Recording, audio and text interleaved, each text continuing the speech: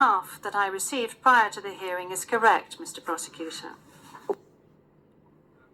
President, Your Honours, good morning. The list is correct. Once again, Deputy Prosecutor Manjay Nyang to my left, trial lawyer Edward Jeremy behind us, trial lawyer Robin Croft, international cooperation advisor Chantel Daniels, and our very able case manager Grace Go. I'm Karim Khan, the prosecutor. Merci beaucoup. Thank you very much. I now turn to the counsel for the defense of Mr. Duterte. As everyone can see, Mr. Duterte is present and is attending the hearing via video link. As Mr. Duterte made a long journey involving a considerable time difference, the chamber authorized Mr. Duterte to follow the hearing at a distance.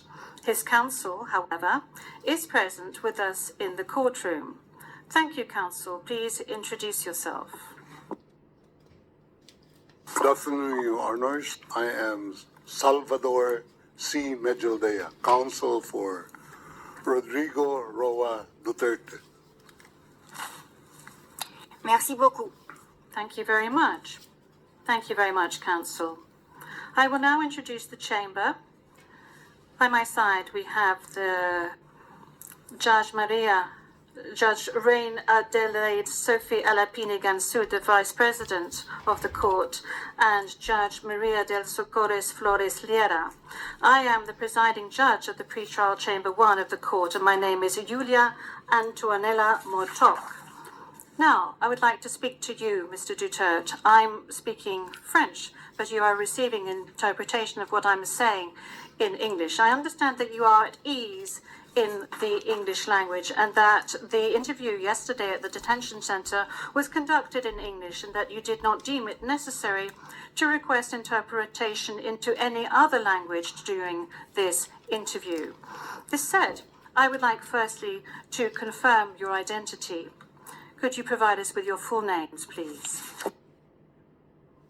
I'm Rodrigo Roa Duterte. That's my first middle name is Roa. The surname is Duterte.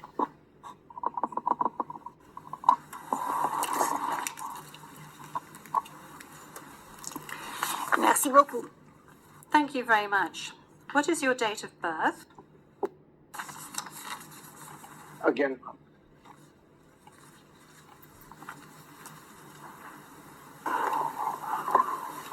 Can we request that the question be repeated? I don't think he heard it. Thank you. Repetition from the English booth. What is your date of birth? Yes, thank you very much, counsel. I was asking quite simply of Mr. Duterte what his full names were, and then I subsequently asked him what his date of birth was and what his place of birth is. Is that all right, counsel? yep. Of course, I give. My birth day is March 28, 1945. I was born in the province of Leyte in the Philippines.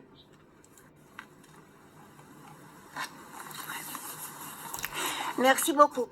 Thank you very much. As a preliminary point. Very well. Thank you, Mr. Duterte. As a preliminary point, it is useful to clarify the nature and limited scope of this first appearance hearing. Today's hearing is neither the start of the trial, nor is it a confirmation of charges hearing. During today's hearing, no evidence will be collected or presented, and the issues of Mr. Duterte's guilt or innocence will therefore not be addressed. In accordance with Article 61 of the Rome Statute, the Court's founding treaty, and Rule 1211 of the Rules of Procedure and Evidence, the main purpose of this initial appearance is to answer 3 questions. Firstly, the Chamber must ensure that the person who was the subject of the arrest warrant has been informed of the crimes of which he is accused. Second, the Chamber must ensure that this person has been informed of his rights as recognised by the Rome Statute. Third, the Chamber must set a date on which it intends to hold a confirmation of charges hearing. The Chamber notes that your counsel, Mr. Duterte, filed two motions, one in relation with today's hearing, and you may be aware that these two motions have not been accepted by the Chamber because of the nature of today's hearing.